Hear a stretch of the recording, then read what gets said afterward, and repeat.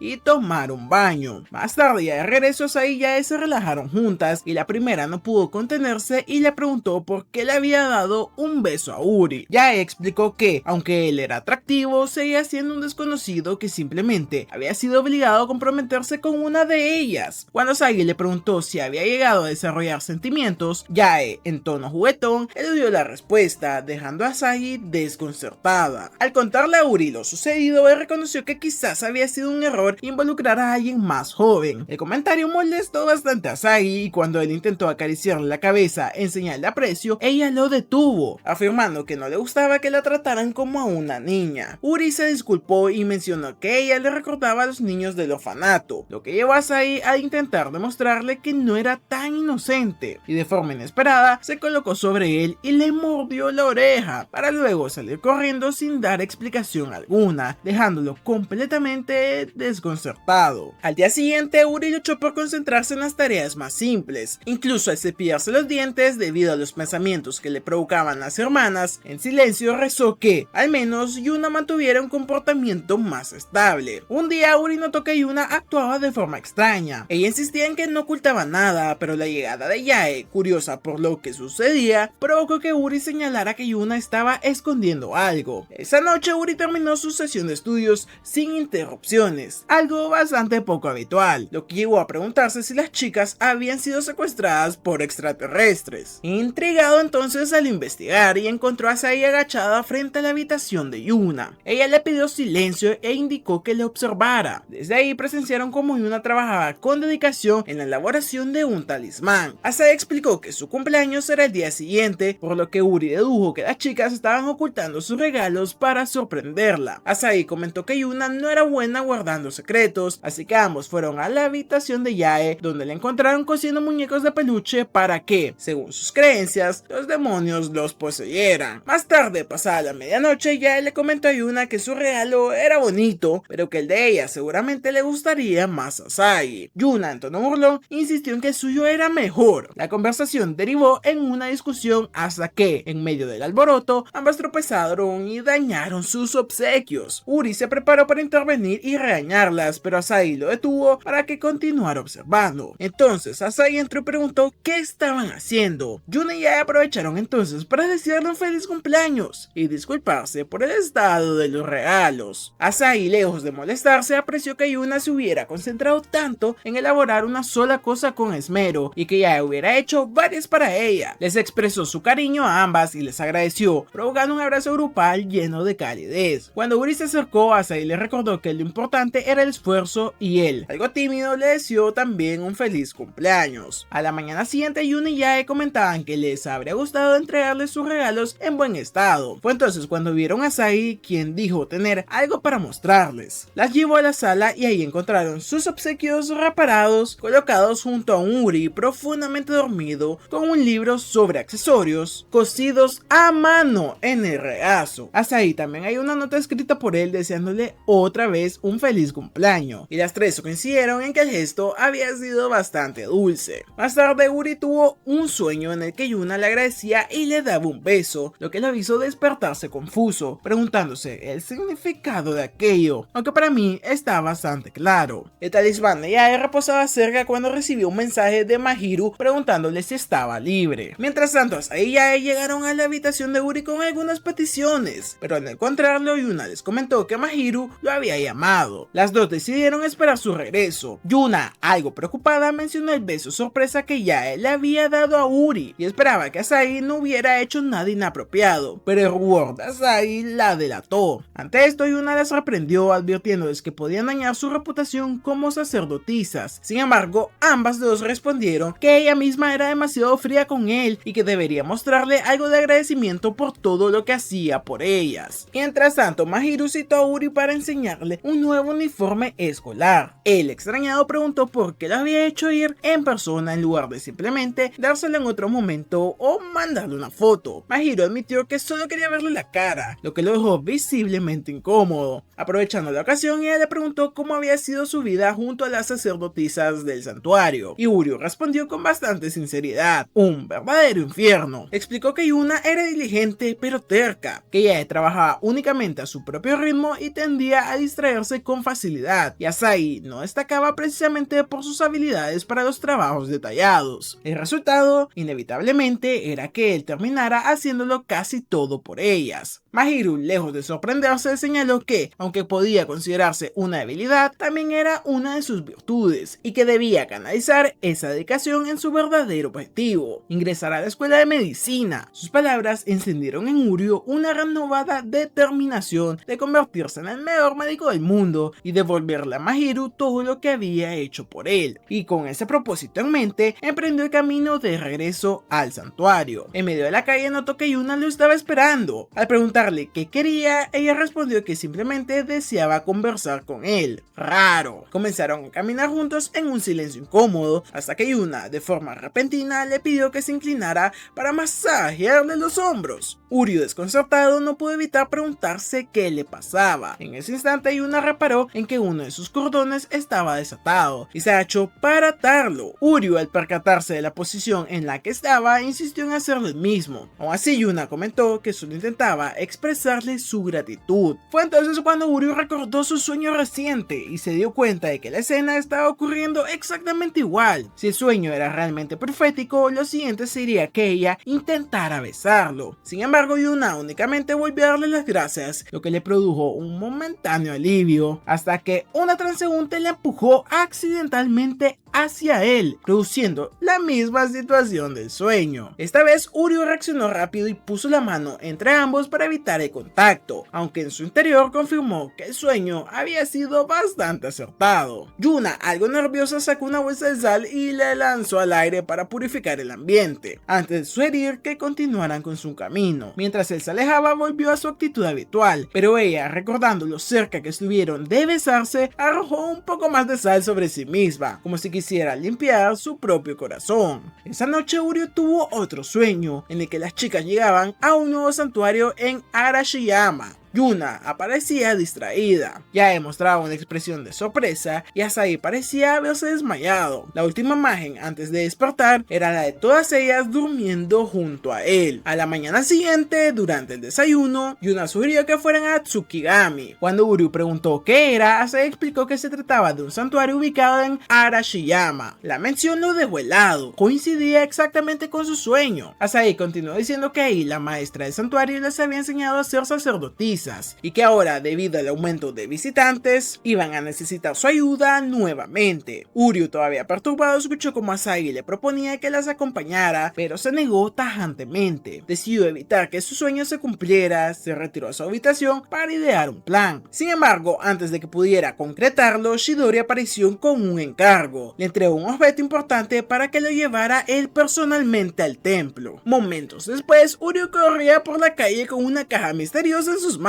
Para llegar al santuario, comprendió que alterar el destino no sería tan sencillo como había imaginado. Más tarde, Uryu rompió la sala llevando consigo el misterioso objeto de Chidori. Con gesto serio afirmó que aparentemente contenía algo maligno, y las chicas sorprendidas se preguntaron si acaso un espíritu había sido sellado en su interior. Antes de que cundiera el pánico, una mujer de porte imponente intervino para calmarlos. Se presentó como Yomiko, asistente del sacerdote del santuario. Intrigado, Uryu preguntó qué significaba exactamente ese título, y Asahi explicó que era un rango dentro del sacerdocio, lo que convertía a Yomiko en la maestra de las doncellas del santuario. Ante la duda sobre qué hacer con la caja, Yomiko pidió que se la entregaran. Su presencia adquirió un aire solemne, casi heroico, mientras la abría, solo para revelar que en su interior había mochi de canela. Con tranquilidad, Yomiko colocó los dulces sobre la mesa e invitó a todos a disfrutar. Mientras comía, comenzó a explicar que el santuario Tsukigami estaba dedicado al dios de la luna, cuya misión era guiar a las personas para que salieran de sus preocupaciones hacia la luz y la esperanza. Yuna añadió que incluso existía la creencia de que Tsukigami podía hacer realidad los sueños, aunque más como una leyenda que como un hecho. Según las historias, en una noche de luna llena, si alguien caminaba sobre un arco iris iluminado, sus deseos se cumplirían. Las chicas aprovecharon para contarle a Yomiko que últimamente habían recibido más visitantes antes de lo que era habitual y que les resultaba difícil mantener el ritmo, por lo que buscaban su consejo. Yumiko sintió con compresión y comenzó a dirigirse a cada una de ellas. Le dijo a Asagi que se había vuelto mucho más bonita desde la última vez que la vio. Ayuna le pidió que dejara de llamar a la maestra porque no era lindo, y ella agarró las defensas sin previo aviso, asegurándose de que aún tuvieran jugo, provocando que Uri se preguntara si aquella mujer estaba completamente en sus cabales. Acto seguido anunció que había reservado un balneario para todos. Durante el trayecto hacia la posada, Uri comentó que debía regresar a sus estudios, pero se detuvo al notar un grupo de Miko alineadas. Yumiko le explicó de que se trataba de una rutina diaria para ofrecer gratitud a los dioses, e incluso Yuna quedó impresionada por su capacidad para supervisar a tantas doncellas, y Uryu tuvo que reconocer que la había juzgado mal. Asagi, inspirada, afirmó que algún día su santuario sería igual de grandioso. Como respuesta, Yumiko le dio más caricias en la cabeza, ignorando por completo cualquier concepto de espacio personal. Las demás chicas se sumaron a la interacción y Uryu observó cómo se vinculaban con ella antes de que pudiera despedirlas. En la posada, Uryu aprovechó un momento a solas para preguntarle por qué había evitado responder a las preguntas de las chicas durante el almuerzo. Yumiko elogió su capacidad de observación, pero aclaró que no pensaba darles consejos porque la carga sería demasiado para que la manejaran. Cuando las chicas intentaron protestar, Yumiko las interrumpió para cuestionar si realmente estaban listas para dedicarse por completo al santuario. Les recordó que Asagi y Yuna pronto enfrentarían exámenes de ingreso, mientras que Yae debía comenzar a pensar en su carrera tras la universidad. Les advirtió que la vida solo se vive una vez y que debían descubrir cuáles eran sus verdaderos sueños. Yuna insistió en que estaba preparada para dedicar su vida a su familia, a los visitantes y al santuario, pero Yumiko replicó que el simple sentido de la responsabilidad no era suficiente. Asagi trató de convencerla de que ya eran doncellas adecuadas, a lo que Yumiko respondió que, si eso fuera cierto, no necesitarían de su ayuda, y Yae por su parte no supo ni qué decir. Cuando Yumiko se disponía a marcharse, Uryu intervino acusándola de ser innecesariamente fría y de no reconocer cuánto se esforzaban las chicas por el santuario. Ella, sin inmutarse, le recordó que él también tendría que casarse con una de ellas si quería garantizar su supervivencia, y le preguntó si realmente lo había pensado en serio, y la pregunta dejó a Uryu sin palabras. Finalmente Yumiko les indicó que reflexionaran sobre su futuro